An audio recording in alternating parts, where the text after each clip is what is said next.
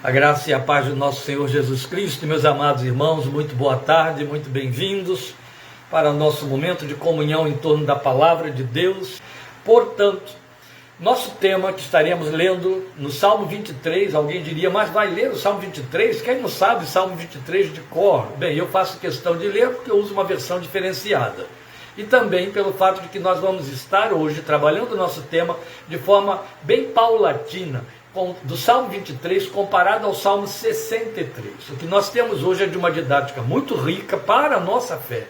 O propósito único e exclusivamente deste tema e desta abordagem em caráter duplo. Por que caráter duplo? Porque estaremos trabalhando ao mesmo tempo com dois textos, Salmo 23 e Salmo 63, é o que você já viu aí. Um é comprovação do outro, daí a riqueza maravilhosa para a nossa fé. Didática, porque tem por proposta nos ensinar a usar a fé tal como Davi usou.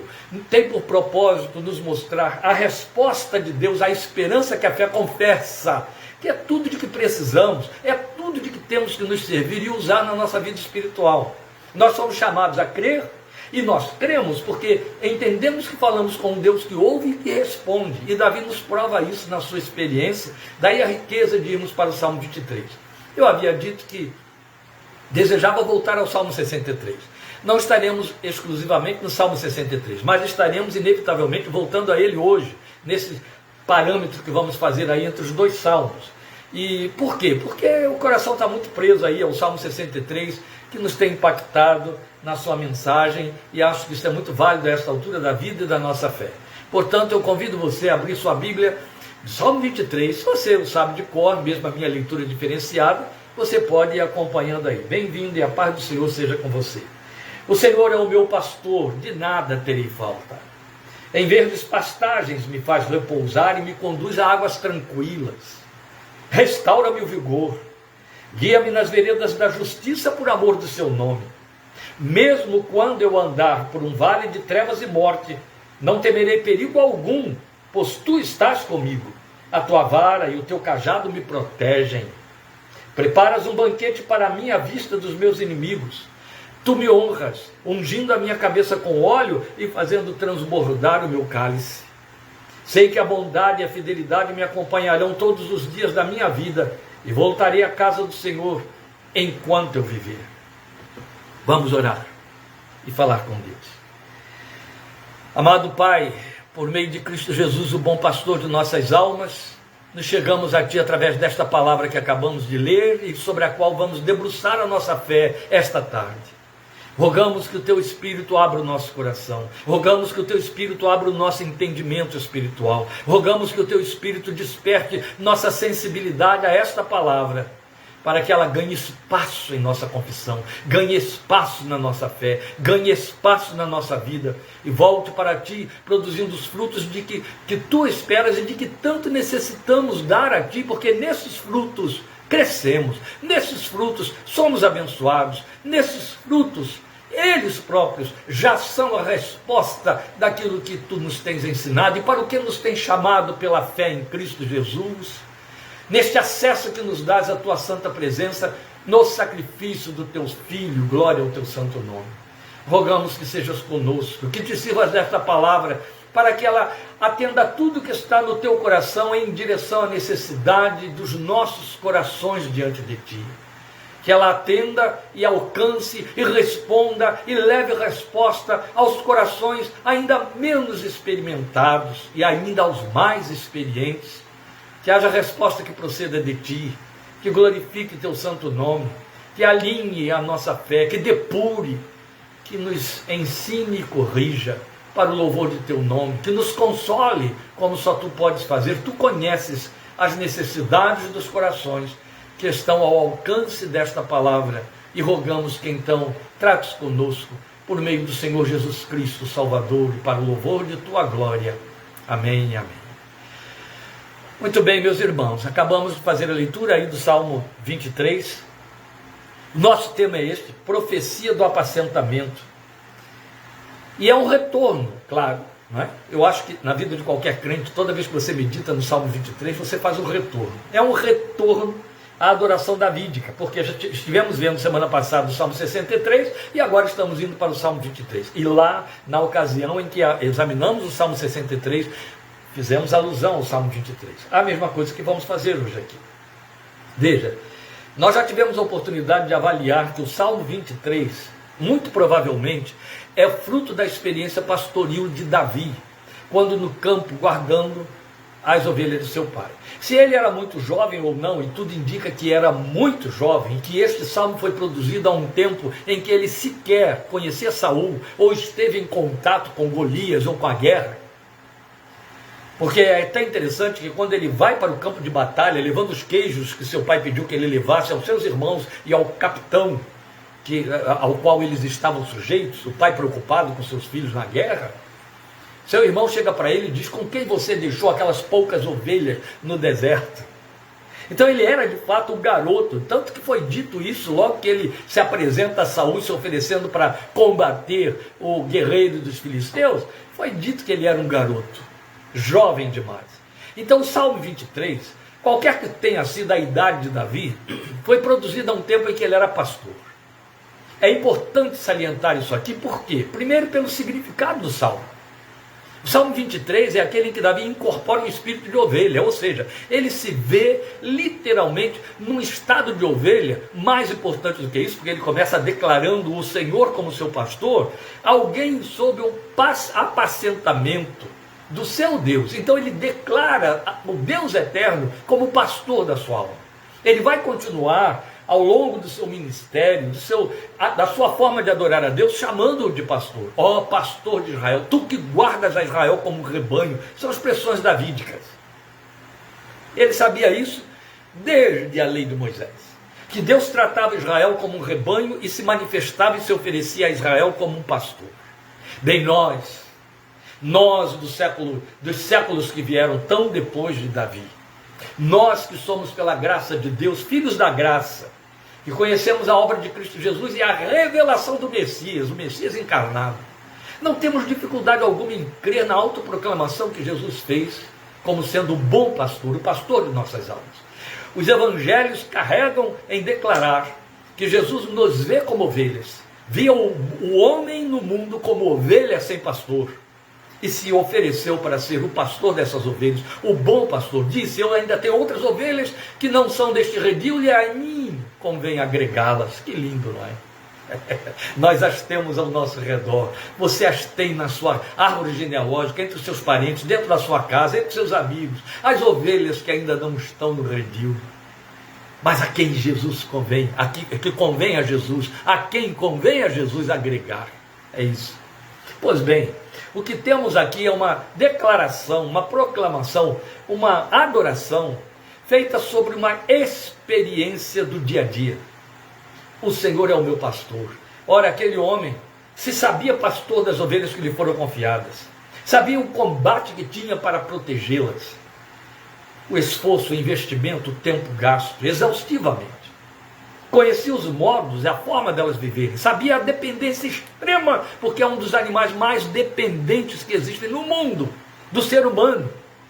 E ele sabia dessa dependência extrema que as ovelhas tinham dele. Davi começou a fazer essa relação entre ele e Deus. Davi começou a desejar ser essa ovelha, porque sabia que o Senhor era o seu pastor. E então não hesita em proclamar e declarar: o Senhor é o meu pastor. Mas o que nós temos a observar aqui? Por que eu estou chamando de profecia do apacentamento? Porque Davi levanta a sua voz numa declaração que é uma profecia, ou seja, é uma oração eivada de esperança. Oração cheia de esperança traduz profecia.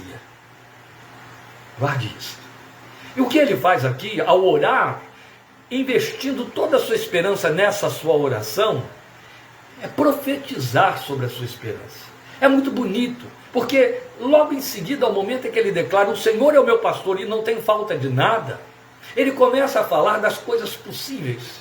Ele fala das coisas que Deus faz com ele como pastor, exatamente como ele fez com as ovelhas que lhe foram confiadas. E aí ele fala de desejos, daquilo que poderá vir a acontecer lá na frente, no futuro, e que ele espera e crê crê que vai acontecer da forma como ele espera, porque o Senhor é o seu pastor. É nesse crer e esperar que está a beleza deste salmo, e é o Salmo 63. Por quê? Porque o Salmo 63 mostra o cumprimento dessa esperança. Esta é a beleza que eu quero compartilhar com você. Guarde isso. O Salmo 63 revela o cumprimento da esperança da fé no coração de Davi. Porque fé e esperança são um binômio indivisível. Isso é muito importante. Então o que nós temos hoje é essa oportunidade de vermos este salmo sob o prisma de uma profecia calcada na esperança. Então é uma declaração de fé, que poderia ou não se comprovar como verdadeira lá no futuro. Mas é justamente por onde a gente corre para o Salmo 63, porque ele é esse futuro que comprova aquele passado do Salmo 23. Então o que você tem? Uma produção de um Davi pastor, em situação pastoril, no estado de pastor, e uma produção de um Davi maduro, casado, cheio de filhos, conduzindo uma dinastia, rei, mas num momento de banimento, num momento tremendo, tenebroso, porque não era apenas o fato de que o seu trono havia sido usurpado e ele posto para fora, mas o fato de que o usurpador era o filho a quem ele amava, Absalão. É dele a expressão de dor quando sabe da morte de Absalão. Absalão, Absalão, meu filho, quem dera eu ter morrido por ti. Era dor, porque Davi tinha um coração apaixonado, e era seu filho. Pois bem, esse filho, quem se revelou inimigo, usurpou o trono do pai e o pôs para fora com toda a sua família. O Salmo 63 é fruto, é produção desse momento tenebroso na vida de Davi. E é aí, nesse momento tenebroso, que Davi vai olhar para trás, nós vamos fazer esse processo hoje aqui, e ver que toda a esperança que ele depositou lá no passado, ainda quando jovem, no campo, fazendo a sua oração de um coraçãozinho devoto, confiante, começa a se cumprir. E se cumpre exatamente nesse momento em que ele imaginava a possibilidade de passar por ele e cria que o seu pastor viria. Bem, a essa altura você diria: pronto, pastor, você já nos mostrou o que significa a profecia do apacentamento. E é verdade. Especialmente porque eu mostro a você que o Salmo 63 vai cumprir a esperança proclamada no Salmo 23. Mas é preciso provar isso. É preciso que a gente passeie por aí para poder aprender. Então, vamos examinar a esperança no Salmo 23. Só grave isso que nós colocamos aqui como introdução, para que você não se perca. Salmo 23 está no passado, é um Davi jovem. Salmo 63 está no futuro daquele jovem. Agora um Davi maduro e rei. Lá pastor, relegado até ao esquecimento, desprezado literalmente até por sua própria família. Um garoto inexperiente, cujo maior sonho era ser apacentado pelo seu Deus, sua maior paixão. Agora um rei vitorioso, conquistador, que ocupou um lugar de triunfo, mas num momento de defasagem, num momento de desequilíbrio, num momento de derrocada, num momento tenebroso. E esse momento, que é o futuro do Salmo 23, então são dois tempos, prova que Deus se inclinou à oração de Davi. Ainda a guisa de introdução, antes de fazer a abordagem de forma direta, meus queridos, com pena de ferir aí um pouco o nosso tempo, eu quero que você já de imediato conclua, eu estou na introdução, mas que você conclua que este salmo procura mostrar para nós, tal como o Senhor disse através do anjo para Cornélio, lá em Jope, nos dias de Pedro, as nossas orações ficam em memória diante de Deus. Ele tem a forma e também o tempo para respondê-las, mas não deixa que nenhuma delas fique sem resposta. Aleluia. Davi nos ensina e prova isso. E a primeira coisa então que vamos verificar nessa esperança do Salmo 23 é a fé que confessa a esperança de restauração. Veja o versículo 3 deste salmo comigo e com você. Restaura-me o vigor, guia-me nas veredas da justiça por amor do seu nome. Ora, para Davi dizer restaura-me o vigor, ele precisaria estar passando por momentos de abatimento. Bem, eu não sei, não temos prova, não temos como registrar se antes do Salmo 23 houve momentos de abatimentos na alma de Davi. Mas o Salmo 63 prova isso para nós. Lá na frente, tantos anos depois, há no mínimo aqui, meus queridos, no mínimo 25 anos de distância entre mínimo, eu jogo mais, viu? Eu jogaria aí uns 28 a 30 anos entre o Salmo 23 e o Salmo 63 na experiência de Davi. Então, no mínimo 25 anos, um quarto de século de separação entre uma produção e outra, ou entre uma experiência e outra. Então, o que ele vai mostrar aí é a esperança de restauração nesse versículo 3 do Salmo 23, e é justamente o que ocorre bons tempos depois. Eu estou assinalando aqui possibilidade de serem 25 anos. Por quê? Observe o Salmo 63, no primeiro versículo. Aí com isso eu já estou dizendo a você, observe o Salmo 63, que você vai ter de estar com sua Bíblia aberta nos dois textos. Vai ter o mesmo trabalho que eu estou tendo aqui de demarcar os dois textos para acompanhar essa meditação, não é? Então veja, é justamente isso que vai ocorrer. No Salmo 63, 1, ele se descreve nessas condições em que carece de restauração. É o momento que ele está vivendo lá. Ó Deus, Tu és o meu Deus, versões antigas dizem, Tu és o meu Deus forte. Eu te busco intensamente. A minha alma tem sede de Ti. Todo o meu ser anseia por Ti, numa terra seca, exausta e sem água. A versão mais aproximada da realidade do que Davi disse é esta que está aqui. Porque há outras versões que dizem assim, como numa terra seca. Mas na verdade ele estava numa terra seca. A introdução do nosso salmo diz que ele estava no deserto de Judá. Então ele está vivendo uma realidade. Este é um momento real presente na história de Davi.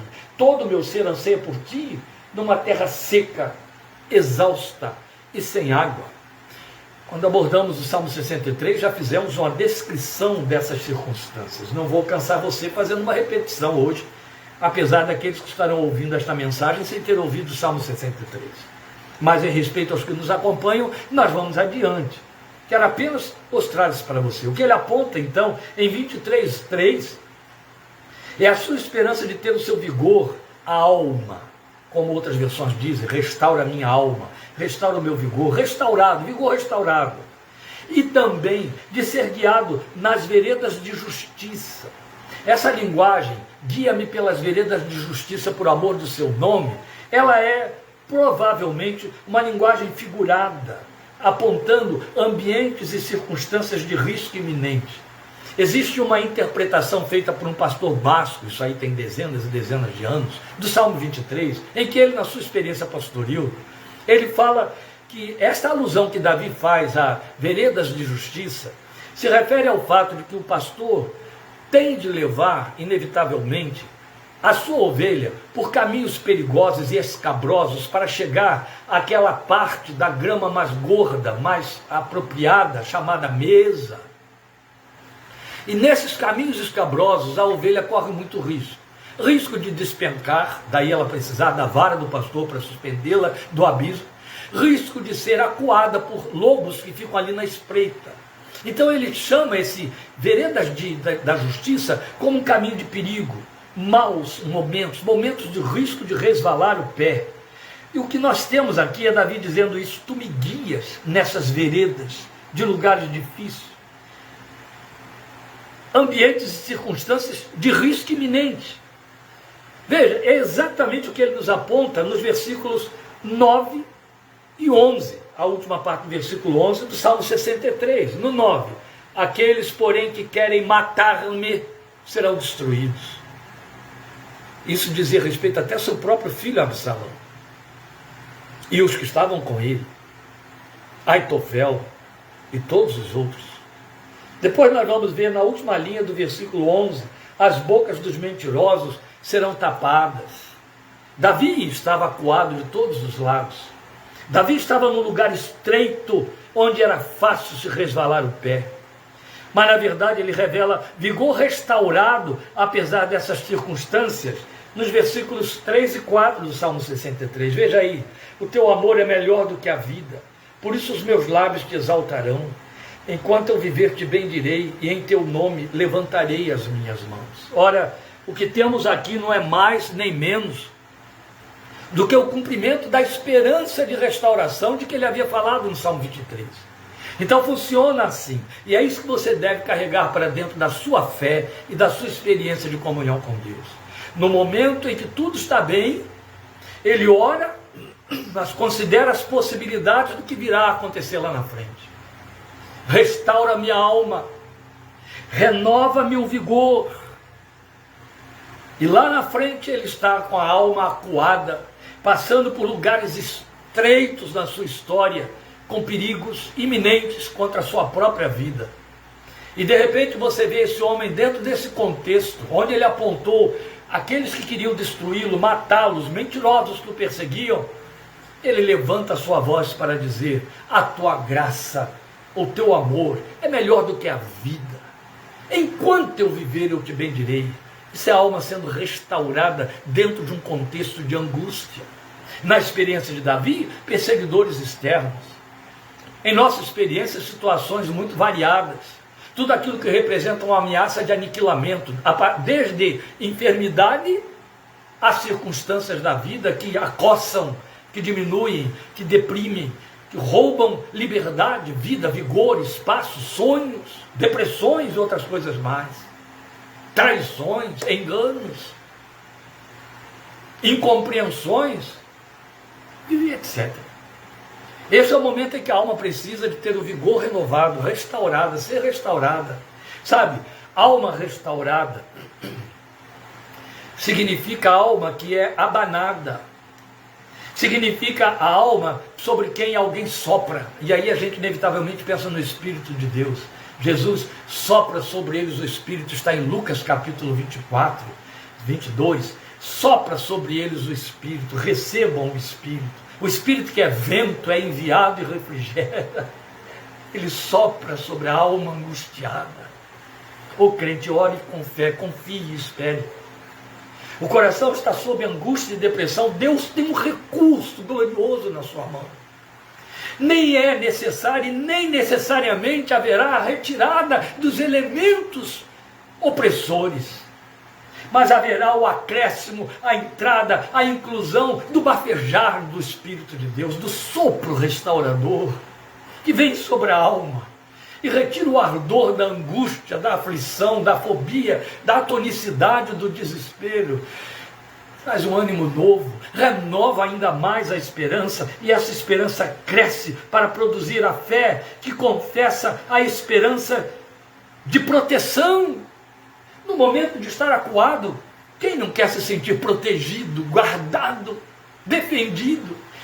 Fileiras cerradas no seu entorno, o anjo do Senhor que acampa-se ao seu redor e o guarda. É o passo seguinte, é exatamente o que ele vai suplicar, ou declarar, ou confessar. Estamos chamando isso aqui exatamente de a fé que confessa a esperança de proteção. No versículo 4, mesmo quando eu andar por um vale de trevas e de morte, não temerei perigo algum, pois tu estás comigo, a tua vara e o teu cajado me protegem. É a ovelha falando, mas é a ovelha jogando na sua oração um desejo, uma esperança, uma súplica. Se eu vier a andar, ou como dizem as antigas versões, quando eu andar por um vale de sombra e de morte, eu não temerei mal nenhum. Tu estás comigo, tua vara e teu cajado me consolam. Isso se cumpriu. Ele andou por um vale de sombra e de morte. O Salmo 63 nos prova este vale de sombra e de morte. Está aí no seu título. É o terrível momento do banimento lá na caverna dos desertos da Judéia, ou de Judá. Cumpriu-se a declaração maravilhosa do Salmo 23, versículo 4. Se eu andar, quando eu andar, ou ainda que eu ande pelo vale da sombra e da morte, eu não temerei mal nenhum. Tu estás comigo, tua vara e o teu cajado me consola. No tu estás comigo, temos o grande pastor de nossas almas, o Emanuel, Deus conosco. Este é o significado do seu nome, esta é a sua gloriosa missão pela qual encarnou, para estar conosco, pelo seu Espírito que habita em nós. Glória ao seu nome. Então em 23:4, ele pensa no risco de morte e declara esperança de companhia protetora e confortadora do seu pastor. E é exatamente ao que ele alude nos versículos 7 e 8 do Salmo 63, provando que isso se cumpriu. Porque és a minha ajuda canto de alegria à sombra das tuas asas. A minha alma pega-se a ti, a tua mão direita me sustém. E aqui está Davi vivendo uma das mais sublimes promessas e profecias que 300 anos depois Isaías vai se levantar para ser usado por Deus e trazer essa proposta para o povo de Israel como sua grande promessa. Se andares pelas águas, não te afogarás. Se passares pelo fogo, a chama não arderá em ti.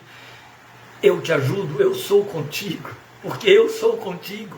É o grande Emanuel da nossa alma. Era o grande sonho de Davi. Ó Deus, quando eu entrar no vale da sombra e da morte, seja a minha companhia, seja o meu consolo, seja a presença que não vai me deixar ter medo. E aí ele passa. Este é o momento que ele está vivendo, o Salmo 63 nos diz. E esse homem então faz essa proclamação gloriosa, de alma jubilosa e adoradora, que está vivendo a mais sublime experiência da fé que um coração crente pode viver, e que por conta disso tem autoridade para declarar: és a minha ajuda, eu estou à sombra das tuas asas. A minha alma se apega a ti, porque a tua mão direita me sustém. É companhia. Tua mão direita me sustém. Na ocasião em que meditamos no Salmo 63, nós falamos de Davi levantando as mãos, como ele disse, e Deus então segurando com a sua mão direita essas mãos levantadas. Mas aqui nós temos uma outra figura de linguagem e uma outra imagem simbólica que cabe muito bem dentro da visão da nossa fé. O Deus que nos segura pela mão direita significa, com a sua mão direita, que está andando lado a lado conosco. É companheiro, é o Emanuel. Glória seja o seu nome. Aleluia. Ele está no vale da sombra e da morte. E aí se cumpre a esperança profetizada. Tu estás comigo. Nada, absolutamente nada, pode ser maior do que esta proposta para a fé. Deus conosco. Nada, absolutamente nada, pode ser maior do que essa experiência que só o Evangelho de Jesus nos traz. Um Deus junto, um Deus companheiro, um Deus que pode ser percebido, um Deus com quem você pode conversar, dialogar, bater papo, expressar o que o coração sente e pensa, no momento em que isso estiver ocorrendo.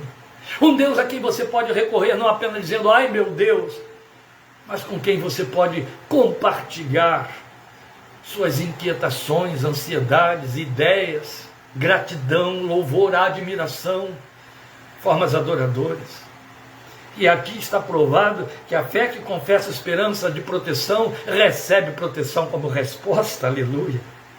E aquele que se sente restaurado e protegido, quer estar satisfeito, saciado. Logo em seguida ele vai falar da fé que confessa a esperança de saciedade, no versículo 5, veja aí, do capítulo 23 do Salmo. Preparas um banquete para mim à vista dos meus inimigos. Tu me honras, ungindo a minha cabeça com óleo e fazendo transbordar o meu cálice. Eu não posso ler Salmo 23:5 sem pensar na gloriosa palavra trazida por Paulo para nós em 2 Coríntios, que assusta muita gente.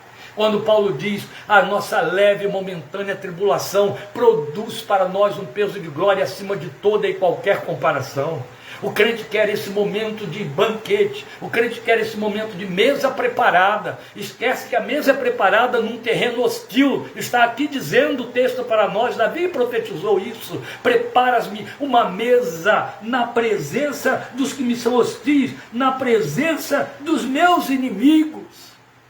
O crente não quer atravessar a pequena tribulação.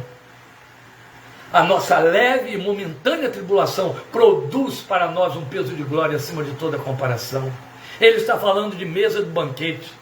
Você ouviu nós acabarmos de dizer que aquele pastor basco, falando aí das experiências pastoris, diz o pastor, num dado momento, e tem a hora certa do dia para fazer isso, precisa levar a sua ovelha para comer um banquete, uma grama gordurosa, uma erva que vai produzir o engordo, o engordamento.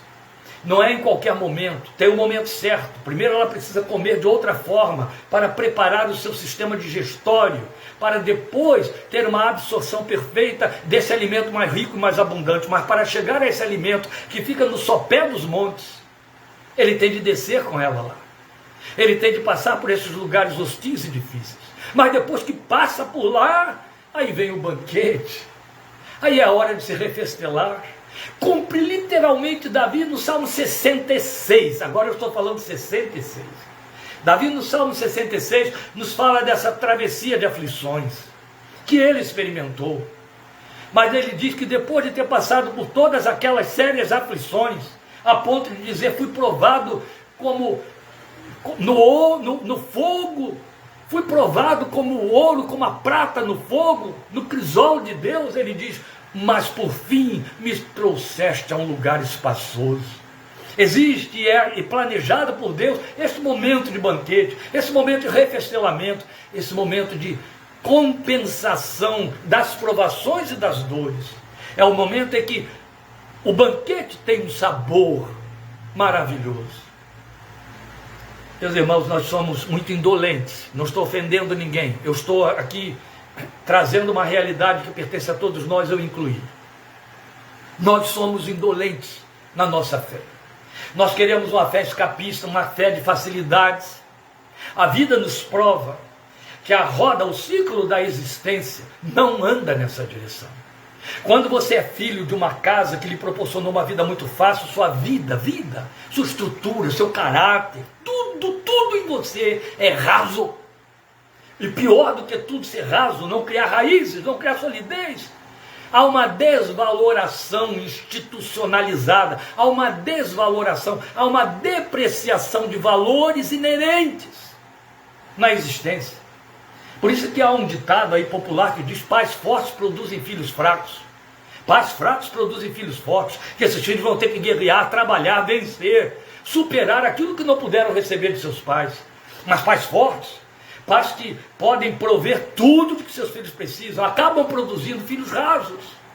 Para quem o que para outros tem o peso de uma vida, para eles não tem significado e valor nenhum, não custa nada, é fácil, chega leve na sua mão, sabe, como as águas da Amazônia, as árvores da Amazônia, recebem tanta água que as raízes são rasas. Por que vão aprofundar raízes em busca de uma água que está na superfície, e tão fácil ali?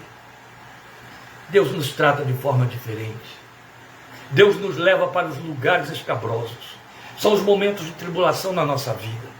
Deus permite os caminhos de justiça estreitos e perigosos, para que no momento em que Ele pode então nos habilitar e dizer, agora você pode ocupar um lugar espaçoso, agora eu posso levar você para a mesa do banquete, essa mesa vai ter valor incomparável.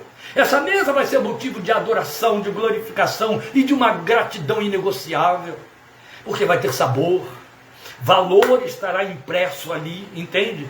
Tudo passa a ter valor, significado. É como alguém que prova o açúcar depois de um longo tempo comendo sal. O açúcar tem um sabor todo diferente. Na verdade, essas antíteses da realidade que atingem nossa construção e nossa personalidade fazem parte da dinâmica de Deus sobre a nossa fé. Pois Davi então vai confessar essa esperança de saciedade e ele a recebe. Vá comigo, por favor, de novo para 63, versículo 5, e você vai ver como ele a recebeu, quando ele declara, a minha alma ficará satisfeita, como quando tem rico banquete, com lábios jubilosos a minha boca te louvará. É exatamente o que eu acabei de descrever para os irmãos aqui, desculpem, minha Bíblia caiu. É exatamente o que eu acabei de descrever para os irmãos aqui. É exatamente essa a sua experiência no versículo 5. Minha alma ficará satisfeita. Ele disse lá no Salmo 23, que nós lemos no versículo 5, tu me preparas uma mesa num ambiente que é hostil, e unges a minha cabeça com óleo, o meu cálice transborda. Cabeça ungida e cálice que transborda são dois emblemas de aliança. Cabeça ungida fala de Deus entrando em aliança com alguém, ungindo-o, messianizando-o, fazendo o seu ungido, o seu escolhido. Ele nos unge com o seu Espírito. Cálice que transborda, fala da participação do cálice da aliança, a participação da porção reservada de Deus, é linguagem de aliança.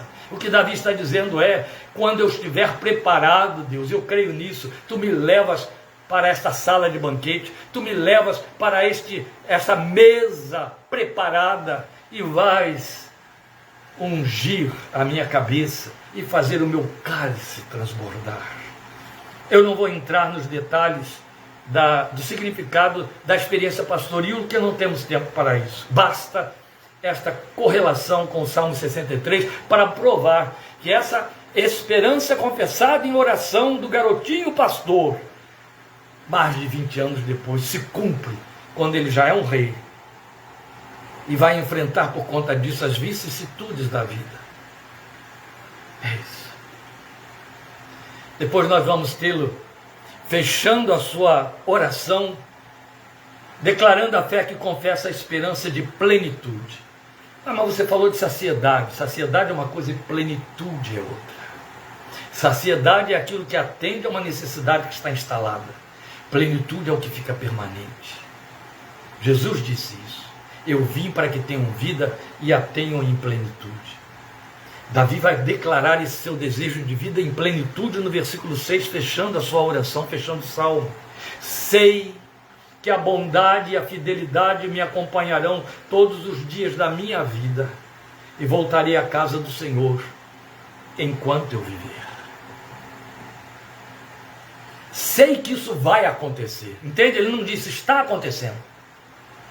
Certamente, dizem as suas versões, que bondade e misericórdia, ou fidelidade, como está traduzido na minha versão, me seguirão, me acompanharão todos os dias da minha vida, e voltarei ou habitarei a casa do Senhor enquanto eu viver. Ora, você já ouviu quando falamos do seu desejo, que eu vou ler agora de novo, no Salmo 63, de contemplar a Deus no santuário.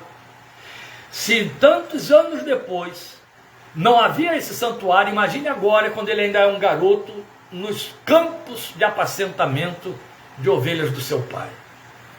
Não havia essa casa do Senhor. Não havia templo. E o tabernáculo, como já explicamos, era inacessível para ele, que era da tribo de Judá. Então ele não teria como entrar no santuário. Não seria para ele a casa do Senhor onde ele poderia habitar. Davi está falando de presença, plenitude. Eu me saciarei, ele diz no versículo 16, na tua presença. Eu me saciarei de alegria, porque na tua presença há alegria perpétua. Então ele declara sua esperança de estar na presença de Deus, seu santuário, enquanto viver. Então no deserto do seu banimento, Salmo 63, ele viveu esse santuário, que ele chama aqui de casa do Senhor. Casa do Senhor é o lugar da ambiência de Deus. E o lugar da ambiência de Deus é a sua vida, seu corpo, é o espaço onde você o adora, é o espaço onde você o serve, é o espaço onde você o confessa. Isso é a casa do Senhor. A Bíblia diz que o seu corpo é santuário do Deus Altíssimo. E aí ele vai provar isso para nós, no Salmo 63, versículo 2, e depois no versículo 3, outro tanto. Quero contemplar-te no santuário e avistar o teu poder e a tua glória. É quando ele então declara, teu amor é melhor do que a vida, por isso os meus lábios te exaltarão. Ele não diria, teu amor é melhor do que a vida, por isso meus lábios te exaltarão, se ele não tivesse entrado nesse santuário da comunhão desejada, ou o santuário desejado dessa comunhão. Então ele aqui está mostrando que essa plenitude divina era ali possível. Como foi que Deus nos garantiu resposta à nossa oração, em cima da promessa de Jesus de que nos daria vida plena? Enviando para o nosso coração o seu Espírito, que é a manifestação mais íntima da sua presença na nossa vida. Meus irmãos, eu procurei, em palavras sintetizadas, fazer este pareamento entre o Salmo 23 e o Salmo 63, com um propósito muito definido. Já aludi a isso quando eu estava introduzindo esta meditação de hoje. O propósito era justamente levar você a entender que a sua oração é recebida como um compromisso de Deus. Que a sua oração pode, à semelhança de Davi no Salmo 23, ter como conteúdo esperança de restauração, esperança de proteção, esperança de saciedade, esperança de plenitude, que são minimamente 4 dimensões da nossa vida que compõem toda a nossa existência. É tudo de que precisamos. Vivendo neste mundo como seres humanos perecíveis, precisamos de restauração, de proteção, de saciedade e de plenitude.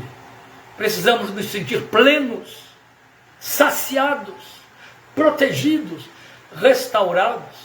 Ou não se cumprirá a promessa do Filho de Deus, pela qual se comprometeu quando ele disse: venham a mim, todos vocês, ninguém vai ficar de fora, todos os que estiverem sobrecarregados, cansados, venham a mim, tomem sobre vocês o meu jugo, aprendam de mim que sou manso e humilde de coração, e vocês alcançarão descanso para as suas almas.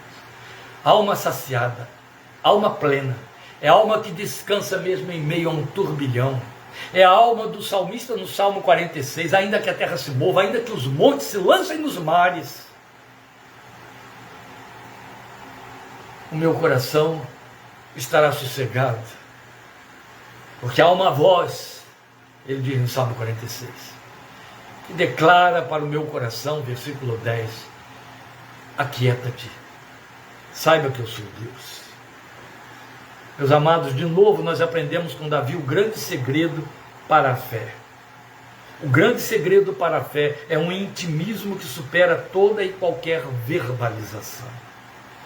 A tristeza que a gente sente pelos confessores da fé cristã que fazem rezas é que eles verbalizam aquilo que não é sua verdade inerente pessoal. Podem até se identificar com o que está escrito naquele papel, mas não parte, não é expressão do que a sua alma produz na sua conversa com Deus. Nós, glória a Deus, pela leitura da palavra de Deus, pela graça, pela obra do Espírito em nossa fé, aprendemos que podemos orar, falar do que o coração sente e pensa. Quando o crente que tem essa liberdade desse intimismo não avança por ele, no mínimo precisa experimentar frustrações para acordar, para crescer. Davi nos ensina que o grande segredo é esse intimismo, que supera a verbalização, toda e qualquer verbalização. Por quê? No Salmo 23:1, o que ele diz? O Senhor é o meu pastor. No Salmo 63:1, o que ele diz? Tu és o meu Deus. Oh, lindo isso.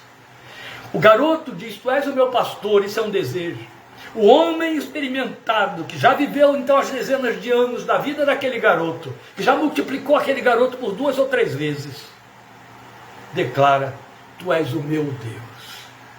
Começa declarando meu pastor e chega depois ao momento extremo em que diz meu Deus, para nos ensinar minimamente o quê? Que quem faz dele seu pastor terá como pastor o Deus que tudo cumpre, que tudo pode, um pastor que é Deus. Então vamos lembrar que Jesus, o bom pastor, o supremo pastor das ovelhas, ele nos ensina como agir diante do seu pastoreio. E eu encerro lembrando a você exatamente isso. João capítulo 10, Evangelho.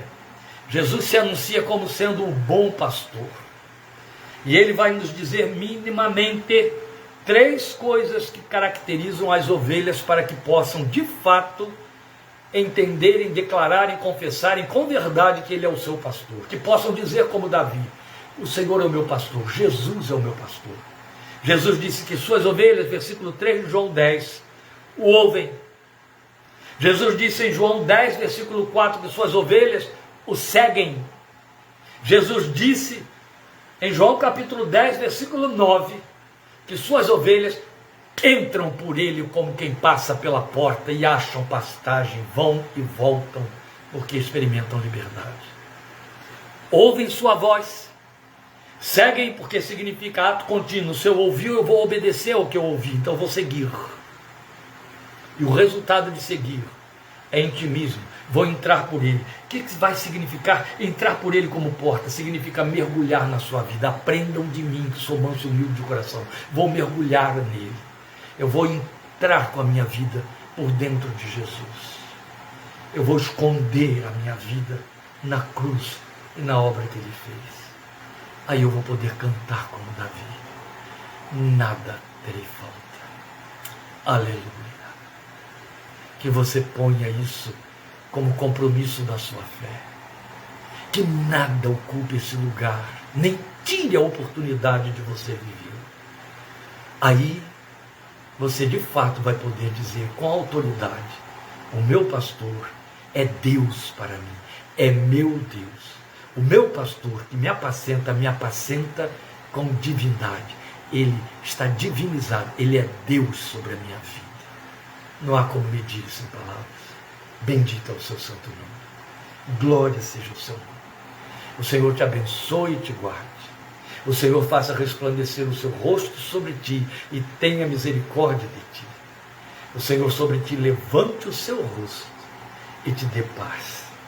E a graça de nosso Senhor Jesus Cristo, o amor de Deus nosso Pai, a comunhão e a consolação do Espírito Santo de Deus sejam com todos nós, por meio de Jesus, hoje e para sempre. Grande abraço e até quinta-feira com Hebreus parte 21. Até lá. Obrigado por sua companhia, sua atenção e o tempo dedicado a se deixar edificar pela palavra de Deus. O Senhor te abençoe. Um bom domingo, uma boa noite em nome de Jesus. Amém.